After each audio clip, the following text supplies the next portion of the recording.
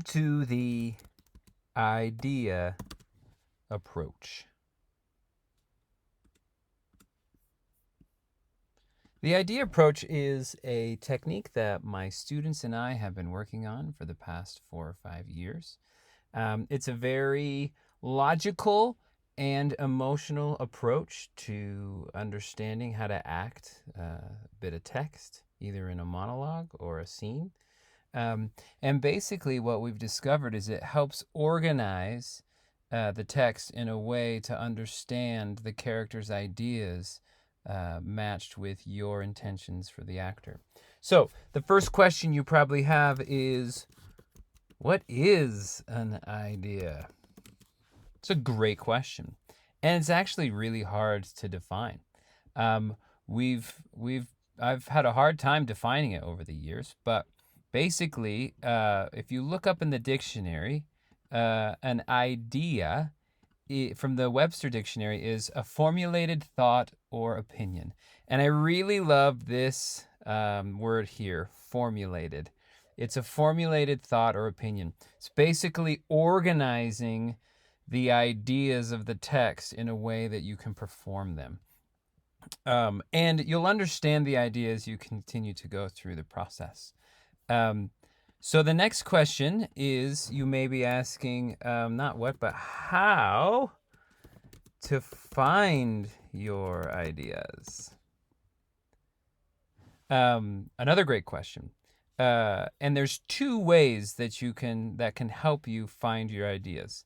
The first one is punctuation. Punctuation, believe it or not, your English class can help you be a better actor. And I'm a really big advocate of looking at your punctuation overall. But to help start finding your ideas, punctuations will be the first broad stroke to help you find those. So remembering that you've got periods, exclamation points, question marks, commas, colons, semicolons, dashes, ellipses, dot, dot, dot, quotes, these triangle guys, these mustache guys, parentheses, I don't know what they're called. But look at all these marks, and playwrights will write in different forms of punctuation. But don't just look at the words to help find your ideas. Look at the punctuation to help first understand how to find your ideas. And then the second one that we'll be talking about, the second way is conjunctions, right? Remember that? Oops. Remember conjunctions? Conjunction, junction, what's your function? So conjunctions are either connecting words or separating words. So you've got some famous conjunction words here, and that's a good one. I'd like this and that, right? As you learn, there's two ideas there. I want this and I want that. I want two things. And the conjunction helps separate those. Another famous one is but. And this one can be scary. So if you've got something, if somebody says something really sweet to you and then they say the word but, you usually know that the other idea on the other side of that is not going to be good, right? I love you, but we need to break up, right? Two ideas, two contrasting ideas, separated by the but. Other ones are because, however, so, or, nor, also, and many, many more. So look for these conjunctions in your text to help find those ideas. So these two principles will help us on our way to understanding how to find ideas. So let's scroll down here, and I have a bit of text from one of my current students who is working on what is working on, and I want to help you kind of understand what I mean by finding the idea. Now, the biggest thing is you're not trying to understand what the playwright was saying about the words. You're literally, the ideas are the words, okay? So let me show you. So the best way to understand ideas is to most monologues will start in this form, right? A paragraph form. But this isn't helpful. It's too many words. It's a block of text. And so we want to remember this word, this definition, formulated, right? We need to format. We need to find the pattern. We need to find some structure. So list out your ideas. So if we pop up here and go and we use punctuation and conjunction and go, and you just kind of feel it too, because not all ideas are complete. Sometimes you'll have an incomplete idea, but you need to present it in an incomplete way, right? So, and you don't know, period. I go, it's my first idea. You have no idea. Idea in there too. My second idea. How it feels to lose them because of drink, right? Now, we've got the word because, right?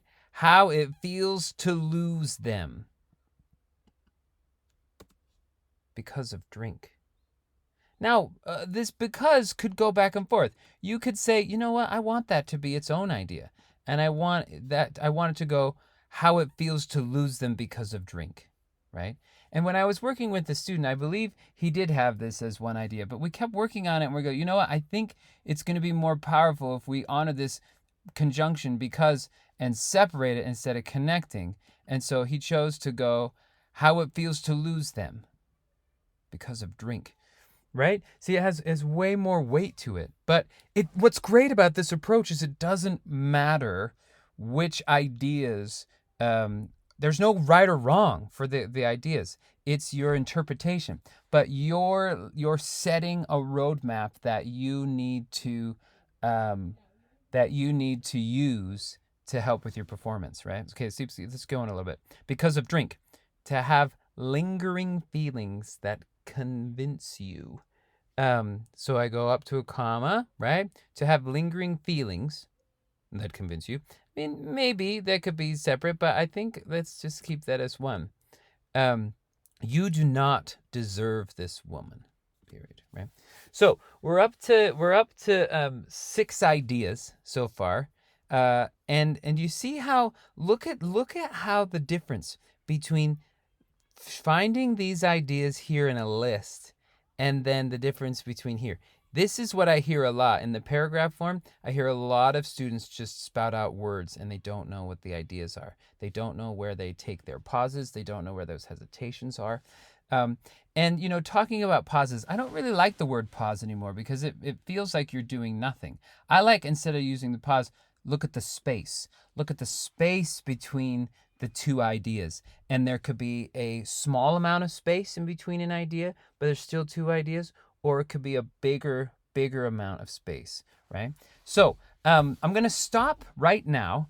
And the next video, you're going to actually watch my student perform his ideas. And I want you to get a piece of paper and watch my students in this next video.